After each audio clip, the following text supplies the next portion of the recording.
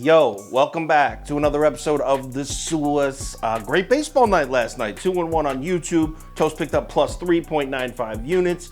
Already dropped 2 MLB videos. Here comes a third. We got Braves versus Giants. Let's go. Welcome to The Suez. The Suez. Suez. Hey, get the Suez. All right, San Francisco on the road in Atlanta here. Braves open up as small favorites. I think it's minus 123 is where it opened.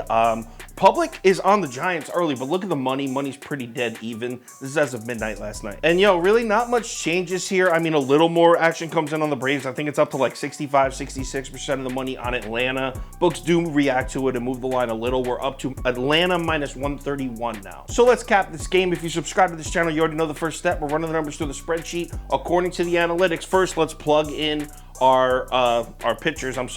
We got Carlos Rodon pitching for the Giants, Charlie Morton pitching for the Braves, and our sheets are giving us 2 heavy leans on Atlanta here. First up, let's talk starting pitching, and honestly, Toast said this best. He said, I trust Charlie Morton in game 3 of the NLCS, but I don't trust him on a random Wednesday night during the regular season. And that's pretty spot on. He's like an Andy Pettit type. During the regular season, he's just like an average, above average pitcher. In the playoffs, he's a beast. I mean, if you look at his recent starts, yeah, he pitched well against the Cubs in his last start, but before that, he's coming off 5 consecutive shaky starts. He has not been pitching well, and that could be a problem because the Braves have had a really easy stretch of schedule, and now they're playing the Giants and Carlos Rodon. No need for me to go into Carlos Rodon's numbers. He's obviously a monster. Starting pitching edge definitely goes to the San Francisco Giants. Next up, let's talk bats, and the Atlanta Braves bats have officially cooled off. I mean, they're still hitting the ball okay. In the last week, they're 9th in OPS.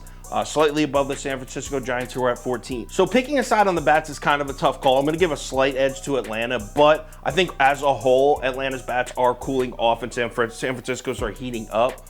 So we'll say slight edge to the Braves. As far as bullpens go, it's kind of the same story for the Braves. If we go back 2 or 3 weeks, Braves are in the top 5 of all statistical categories when it comes to bullpen. But when we look just on the last week, they're way down. So this Braves team in the last week just hasn't looked the same as the Braves team we've come to know over the last month and a half. So bullpen edge, I'm going to say it's even, maybe a slight edge to San Francisco. Who knows which bullpen for the Braves is going to show up.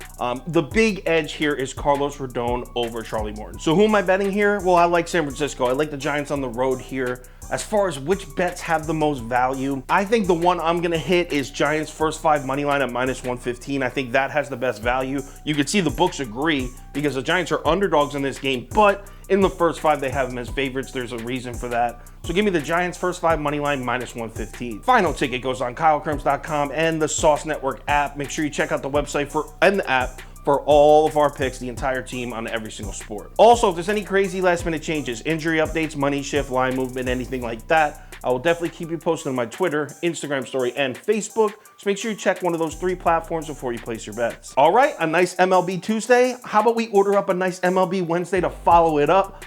I'm feeling it. Let's make some money. I'll talk to you on Twitter.